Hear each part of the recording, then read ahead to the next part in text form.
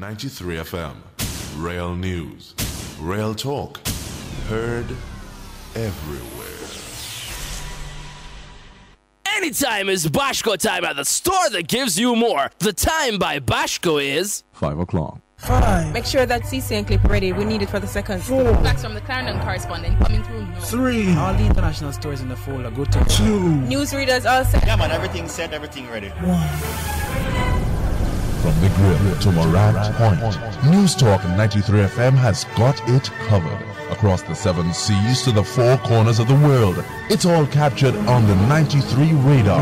93.1, 93.3, 93.5, 93.7 and 93.9 on your FM dial. Real News at 5 starts now.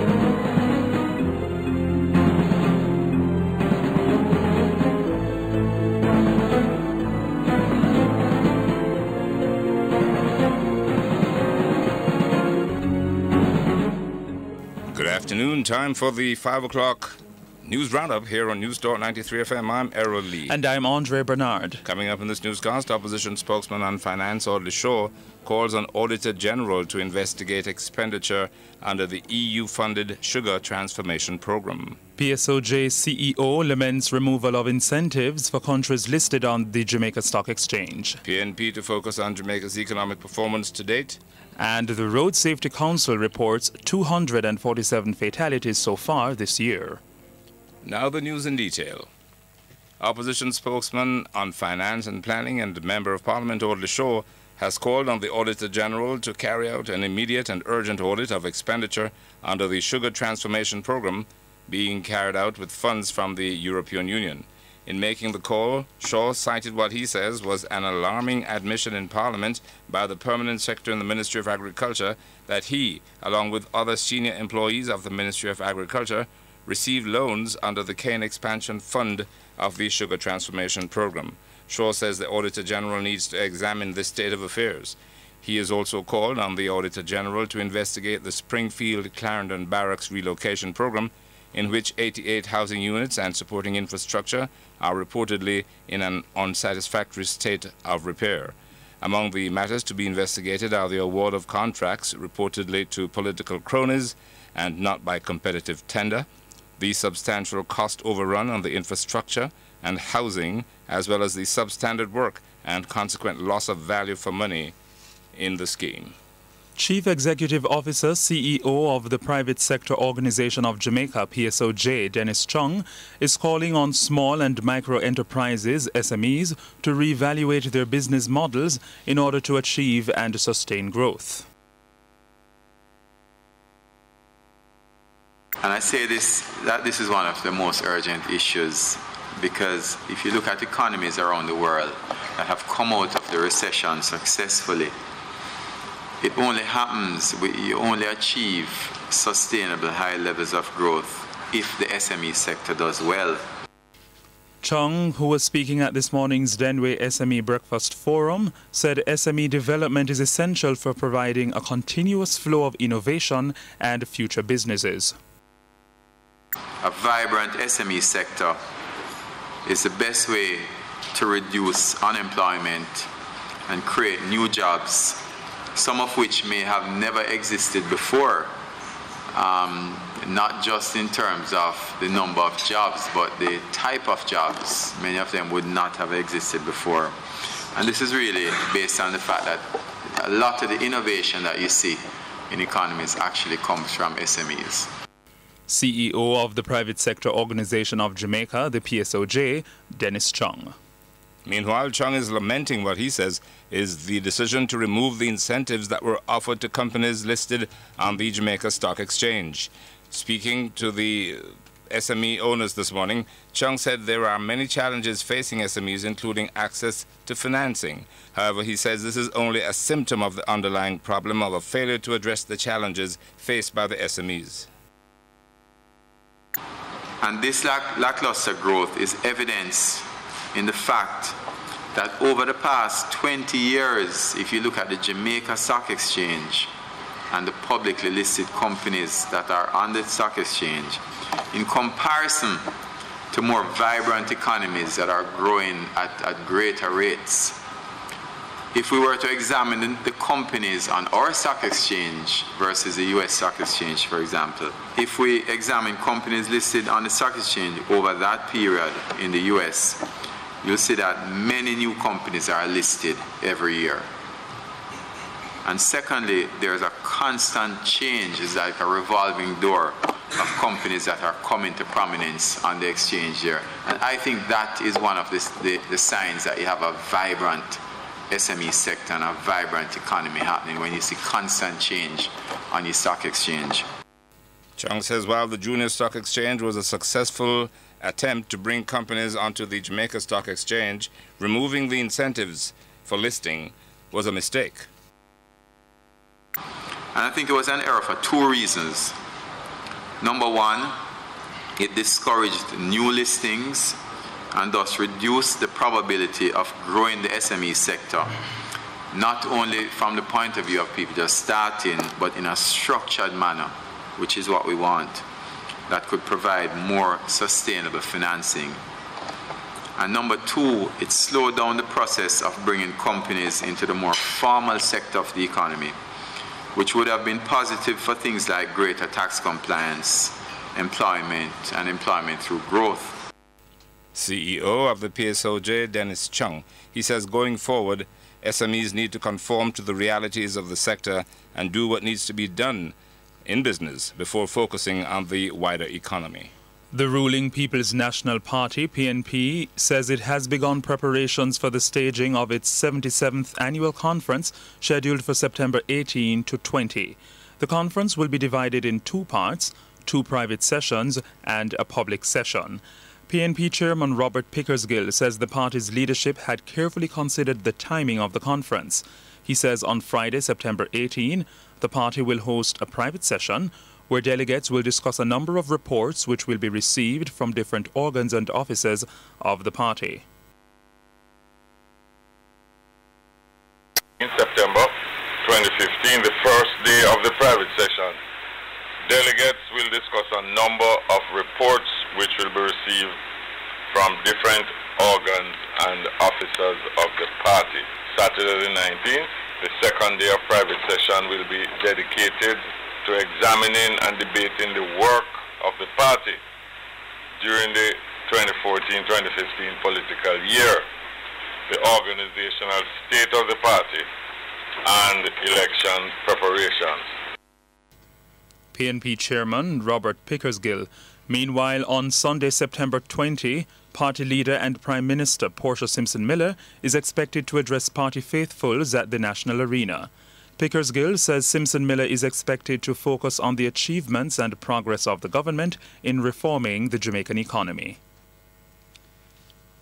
As general elections draw near, focus is now on the apparent internal conflicts within the two major political parties, the PNP and the JLP.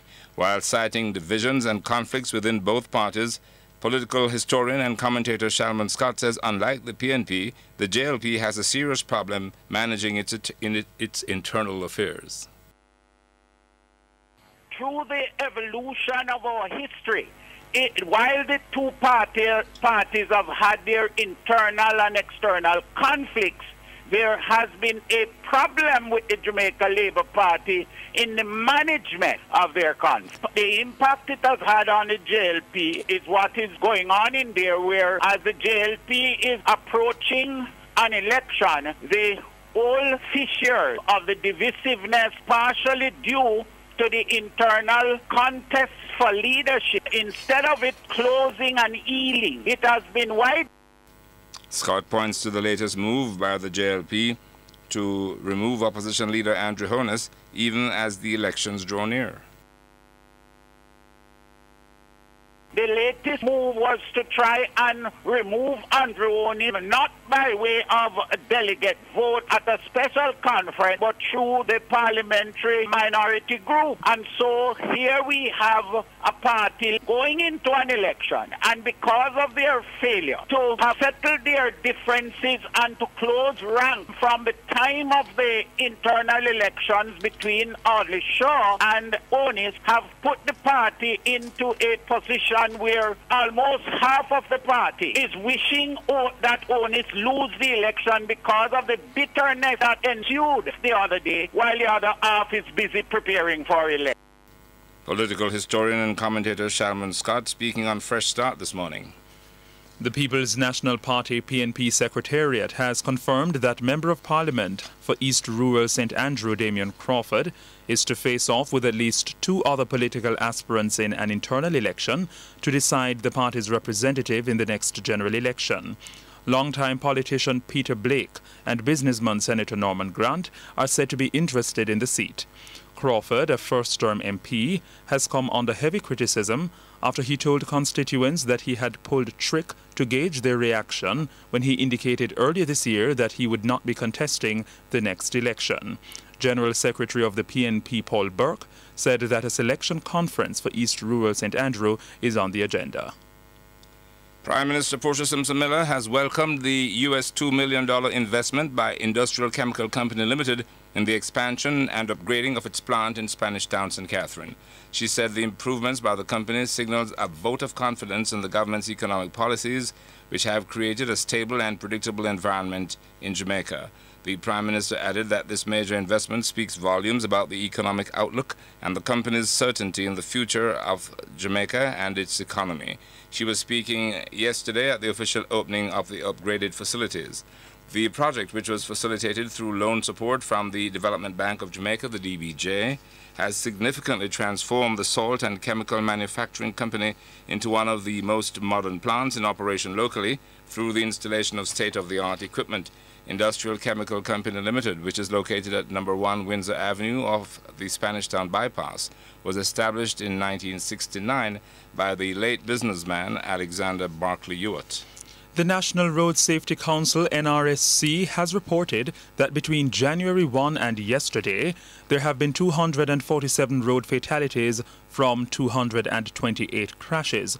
This is 17 fatalities and 17 crashes more than the same period last year. Motorcyclists, pedestrians, private motor vehicle passengers, and private motor vehicle drivers accounted for most of the fatalities. In the most recent incident on Tuesday, a 27-year-old male pedestrian was killed after he was hit by a Nissan motorcar, which was traveling along Palisades Road towards Harbour View. You're listening to news on Newstalk 93 FM. It's 14 minutes after 5. 4 people were yesterday arrested when agents from the Major Organized Crime and Anti-Corruption Agency, MOCA, found large quantities of drugs at 2 premises in Montego Bay. MOCA says its operation began at a house in Catherine Mount, where 23 parcels of what they believe is cocaine, weighing more than 50 pounds, were found, along with $10,000. The drug has a street value of nearly $800,000. A 43-year-old man and a 26-year-old woman were arrested in connection with the find. The other 2 persons, a 36-year-old man and a 32-year-old woman, were arrested following a search of a second premises said to be owned by the first male suspect. The MOCA team says that during that search, 45 small parcels of vegetable matter resembling ganja were recovered, along with $13,575. A resident of Tivoli Gardens today told the West Kingston Commission of Inquiry that she wished drug lord Christopher Dodos Coke was still in the community to keep the peace. Annette Marshall testified during cross-examination by lead attorney for the Jamaica Constabulary Force, the JCF Deborah Martin, that because of the murder rate now, Tivoli Gardens residents cannot walk in peace. She says she wishes Coke was still there to continue to keep the peace. The longtime Tivoli Gardens resident, however, insisted that she did not know how Coke was able to keep the peace in his West Kingston stronghold. Marshall said when persons in the community had a problem, they would go to Coke, and if he could, he would assist. Marshall also told the commission that police personnel at the Denham Town Police Station would send citizens to Coke to resolve issues. Unlike other residents in her Tivoli Gardens community, Marshall openly acknowledged that she knew Coke. Coke is now serving a 23-year sentence in the United States on drug and gun charges. A 35-year-old man who claimed that the police attempted to kill him on several occasions was last night shot dead in Sandy Bay, Clarendon. A police report said that Dwayne Brock was at home at about 9:30 p.m. with relatives when gunmen entered and fired shots, hitting him multiple times. He was rushed to hospital where he was pronounced dead. No one else was hurt in the shooting. Commenting on a June 7 article by a local newspaper, people familiar with Brock have since attributed his killing to police personnel. Brock, a father of 5, in June said in an interview from his hospital bed in Spanish Town that, quote, men who swore to serve and protect, unquote, have gone above and beyond to try and cut his life short. Brock, who was deported from the United States for overstaying his time, was shot on 3 previous occasions by men he said were police personnel. He said the last time he was shot he received 12 bullets to various parts of his body. And in news from the region, a new World Bank report says women in Latin America and the Caribbean face wide-ranging barriers to their economic advancement. The World Bank Group's Women, Business and the Law 2016 report, released yesterday, says there has, however, been recent progress in introducing comprehensive laws to protect women from many forms of domestic violence. It says almost all of the region's economies now have laws providing protection for women against domestic violence, but implementation remains a challenge. That's your local and regional news. For international news, we go across to the BBC. BBC News with Jonathan Izard. The United Nations General Assembly has voted in favour of a motion which means the Palestinian flag may now be flown in front of UN buildings. The resolution, which allows the flags of non-members with observer status to follow the flags of member states, was passed by 119 votes to 8. President Obama has instructed officials to increase the number of Syrian refugees admitted to the United States. The White House spokesman said preparations were being made to take in up to 10,000 refugees in the coming year. To date, it's allowed in only 1,500. Footage has emerged of disturbing scenes at the Brska migrant camp in Hungary at the border with Serbia. The video shows police, some wearing riot helmets, throwing food at a pushing crowd of refugees gathered in a warehouse building. The footage was shot by Hungarian activists. The UN Security Council has authorized a new investigative panel aimed at tracking down those responsible for chemical weapons attacks in Syria. The 3-member team has been given the freedom to travel anywhere within Syria to carry out their inquiries. Northern Ireland's First Minister Peter Robinson has resigned, bringing the province's power-sharing government to the brink of collapse. It comes amid a dispute between unionists and nationalists over whether the Republican militant group the IRA has been fully disbanded. Republican senators in the United States trying to scupper President Obama's nuclear deal with Iran have lost a crucial procedural vote. The failure to advance a resolution of disapproval confirms a foreign policy victory for President Obama and paves the way for the lifting of some sanctions. The United Nations says there will be another round of peace negotiations next week between the warring parties in Yemen. All attempts to end 5 months of fighting have so far proved fruitless. And the Afghan Foreign Ministry says a Dutch aid worker who was kidnapped in Kabul almost 3 months ago has been released. A statement said Anya de Beer was now safe in the Dutch embassy and doing well. BBC News.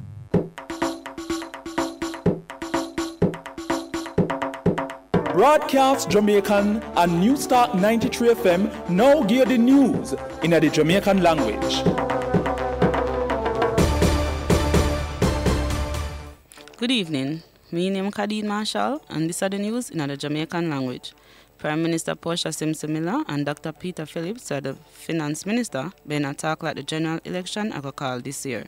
Them been attacked this morning at the startup at the PMP 77 conference we keep every year.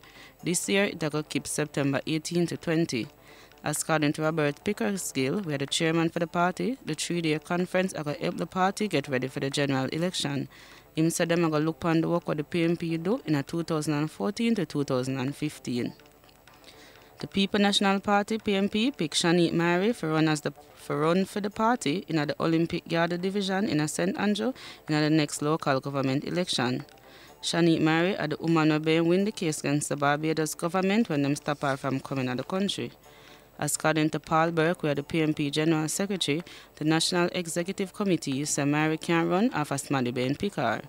June gone, Mary Bain sent in one letter to the party so she want to work for them and help change people's life for the better. The Jamaica Labour Party, Christopher Townsend, are the councillor for the seat where she run for. Some police from the Major Organized Crime and Anti-Corruption Agency, MOCA, locked up 4 people yesterday in a Montego Bay, St. James, after them find some drugs at 2 houses. According to the report, some police from MOCA go on house in a Catherine Mount and them find 23 bags of coke, which weigh more than 50 pounds with US $10,000. The coke worth US $800,000 upon the road. Them lock up one 43-year-old man and one 26-year-old woman for the coke them find. Them lock up 2 other people too, one 36-year-old man and one 32-year-old woman, after them search one next house in the yard and find 45 small bag of ganja and US $13,575. News from the rest of the Caribbean. Kamala Persad Bisesa, who is the leader for the United Nations Congress, UNC, and one-time Prime Minister for Trinidad and Tobago, so she not tell nobody for write no racist comment on her party Facebook page and her party no support what the people them write.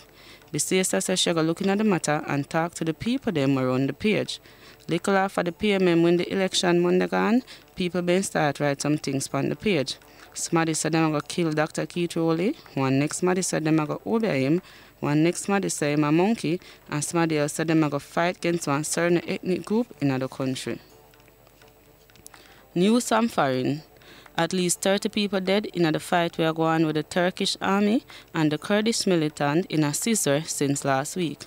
According to the Turkey Interior Ministry, most of the people them are dead come from the Kurdish militant, but the pro-Kurdish People Democratic Party, HDP, said 20 innocent people dead in the war we are going. The people them say a bear war going since in a scissor since the military put one curfew in the area. Today, police stopped some HDP leader who been a walk out the east-south part of the city. My name is Kadeen Marshall, and that are the news in the Jamaican language.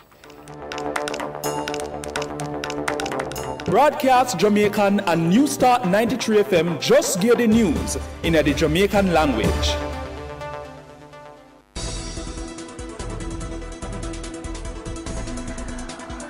The 5 o'clock Sports Roundup is brought to you by Newstalk 93 FM, life-changing radio.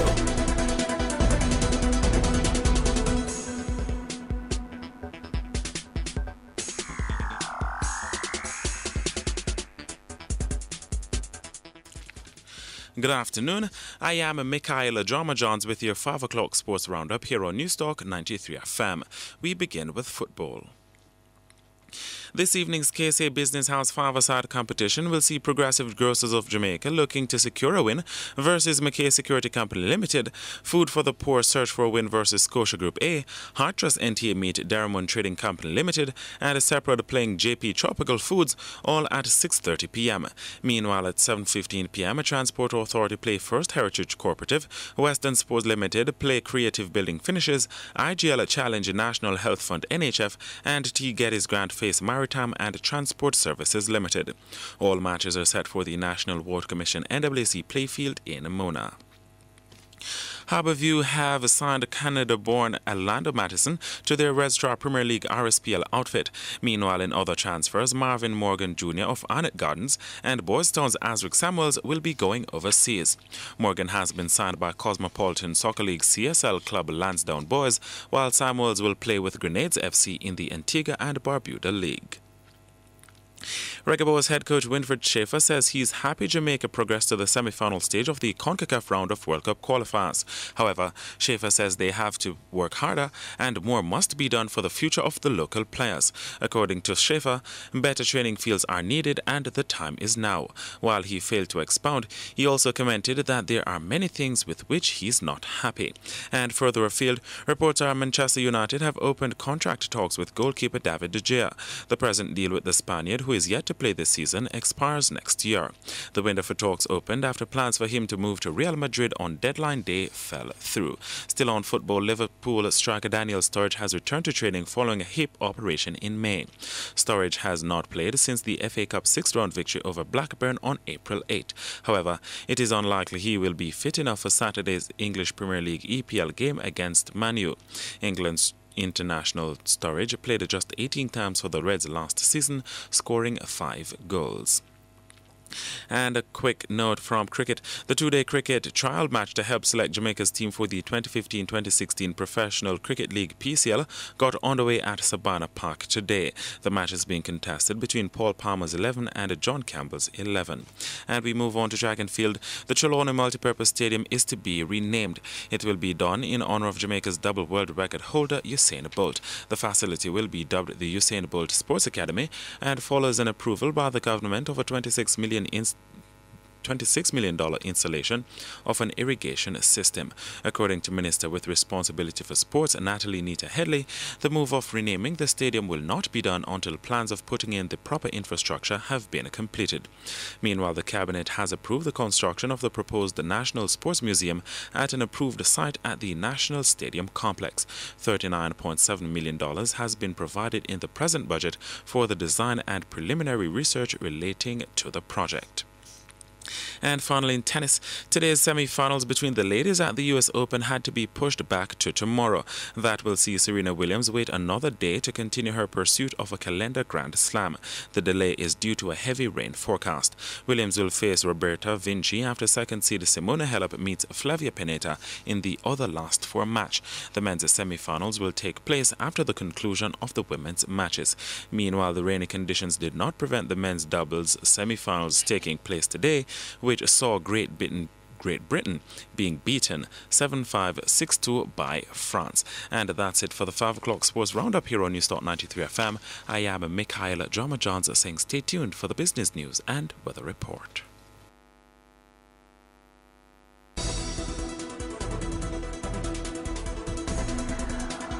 The 5 o'clock sports roundup was brought to you by Newstalk 93 FM, life-changing sports radio.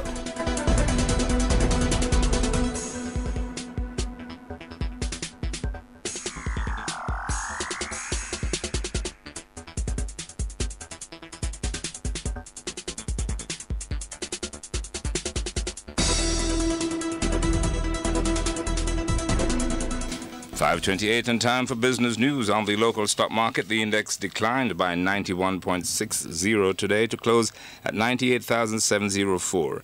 The junior market index advanced by 7.11 to close at 990.60. Overall market activity resulted from trading in 15 stocks. 8 advanced, 3 declined, and 4 traded firm. Market volume amounted to 1.7 million units, valued at over $27.4 million. Lime was the volume leader. Stocks advancing: Carreras Stock Exchange, JMMB Group, Mayberry, Radio Jamaica, Sagicor Real Estate, Scotia Group, and Scotia Investments. Stocks declining: Brawlers Group, NCB, and Sagicor Group. And on the foreign exchange market, the US dollar closed at $118.59, the pound $182.27, the Canadian $89.09, and the euro $132.43. That's business news. And now for a look at the weather. There is a tropical wave to the west of Jamaica, which is expected to continue moving toward the west and away from the island. Tonight will be partly cloudy. To end the news, the main points. Opposition spokesman on finance, Audley Shaw, calls for Auditor General to investigate expenditure under the EU-funded Sugar Transformation Program. PSOJ CEO Dennis Chung laments the removal of incentives for countries listed on the Jamaica Stock Exchange. PNP to focus on Jamaica's economic performance to date. And the Road Safety Council reports 247 fatalities so far this year. That's your 5 o'clock news roundup here on Newstalk 93 FM. I'm Errol Lee. And I'm Andre.